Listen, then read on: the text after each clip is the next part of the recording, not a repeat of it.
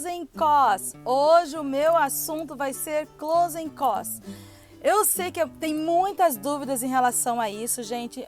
Os mortgage brokers, o pessoal do banco sempre fala, deixa um e-mail, 2% para o closing costs.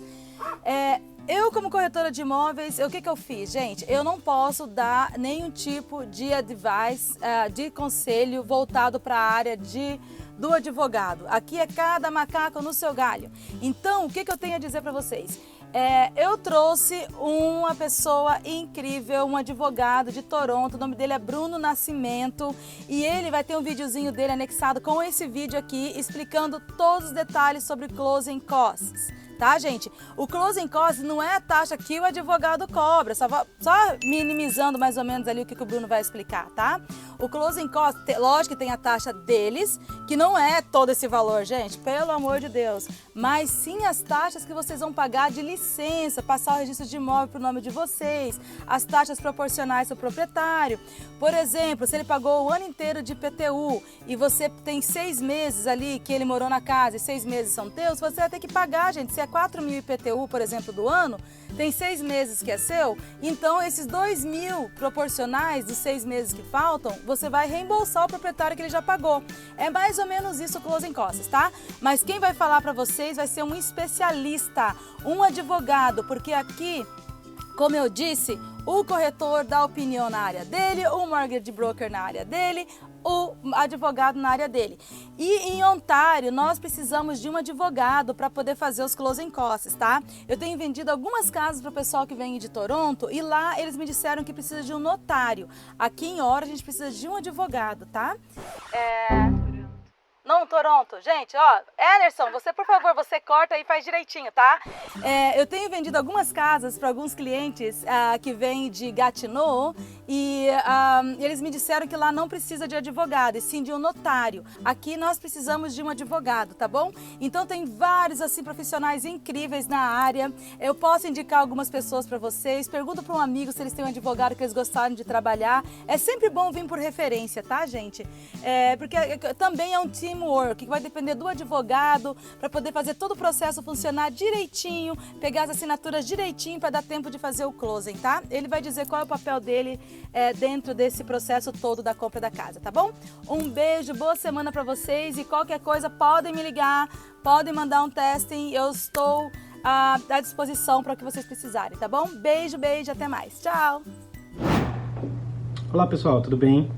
Meu nome é Bruno Nascimento, eu sou advogado aqui na província de Ontário, trabalho com real estate, certo? Com compras, vendas, refinanciamentos, e eu estou aqui a convite da Rosalie Quart para explicar o que são os closing costs no teu processo de compra, certo? Se você está comprando um imóvel aqui em Ontário, tem alguns custos extras que você vai ter que pagar no dia do fechamento, na tua closing date, que são conhecidos como closing costs.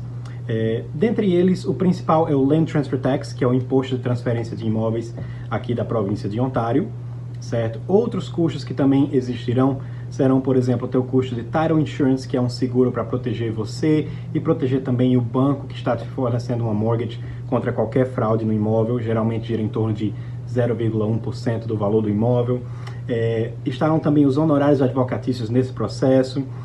Outros gastos que são feitos com o cartório canadense, o Land Registry Office, para registrar o título, registrar a mortgage no imóvel, e também os gastos com o Title Search. Title Search é a pesquisa do título do imóvel para verificar como está o título do imóvel, se tem alguma coisa que precisa ser corrigida pelos vendedores, se tem alguma mortgage no título atualmente que precisa ser retirada. Então, todos esses custos, eles entram nos teus closing costs e você vai precisar pagar quando você está fechando o teu processo, certo?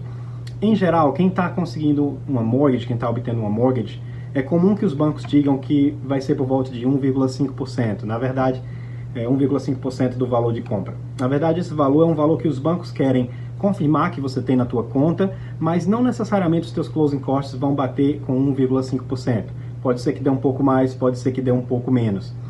Algumas coisas que vão influenciar nesse valor e que podem alterar e fugir um pouco dessa porcentagem são, por exemplo, onde você está comprando o teu imóvel, certo? Se você está comprando em Ottawa, por exemplo, a Land Transfer Tax é só provincial. Se você é um first time home buyer, ou seja, se você nunca teve algum imóvel em qualquer lugar do mundo E se você vai morar no imóvel que você está comprando e é um cidadão canadense ou residente permanente, você vai ter um desconto nessa Land Transfer Tax de até $4.000, certo? Mas, por exemplo, se você está comprando em Toronto, o imposto é dobrado. Tem um imposto também para a cidade de Toronto de Land Transfer Tax, tá certo? Uma outra coisa que pode alterar esse valor e fugir um pouco do 1,5% é quando você está comprando o teu imóvel.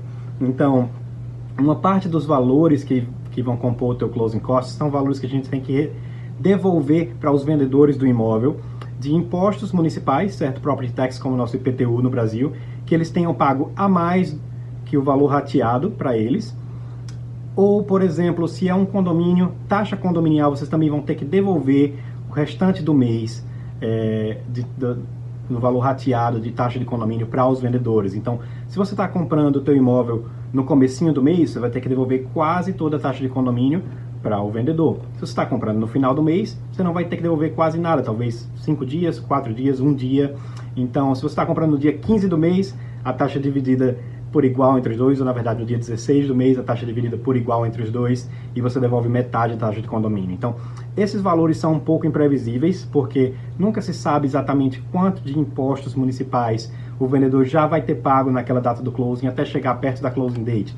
E se ele já pagou o imposto para o ano todo e você está, por exemplo, comprando em julho, você vai ter que devolver quase metade do imposto anual para o vendedor. Então, esses são valores que variam, às vezes foge um pouco daquele 1,5%. Então, cada caso é um caso. Estou aqui à disposição se você tem qualquer pergunta e quiser tentar estimar esses valores. Obviamente, uma estimativa nunca é o valor exato, e os valores exatos só são conhecidos realmente mais próximo da closing date, quando a gente tem os documentos do vendedor ou da cidade confirmando quanto foi pago de impostos, quando o título do imóvel já foi pesquisado e quando a gente já sabe também quanto está vindo do teu banco na mortgage, certo? Uma questão também que às vezes não se espera, os clientes não esperam, mas que ocorre é que é o seguinte: se você está comprando um imóvel com uma mortgage e você está dando menos de 20% de entrada, de down payment, você vai precisar pagar o teu seguro na mortgage, é o default insurance, tá certo? Esse seguro vai ser pago ao longo dos anos junto com a tua mortgage. Porém, há um imposto no valor do seguro, não são os 13%, na verdade é só 8%, que é calculado no valor do seguro da mortgage, e esses 8% do seguro são retirados já no começo do valor que o banco vai adiantar. Então, se você não se preparou para isso, vai faltar aquele pouquinho ali. Se a tua mortgage é de 500 mil e tem um default insurance de 20 mil, 8% desses 20 mil serão retirados dos 500 mil, e a gente vai receber lá talvez 490 e poucos mil dólares, tá bom? Então não vão ser os 500 mil inteiros, e esse valor vai ser acrescido aos teus closing costs. Então, cada caso é um caso. Eu estou aqui para tirar quaisquer dúvidas que vocês tiverem, e também para explicar em detalhes o que são cada um desses elementos dos closing costs, tá bom? Prazer, gente. Qualquer dúvida eu estou à disposição.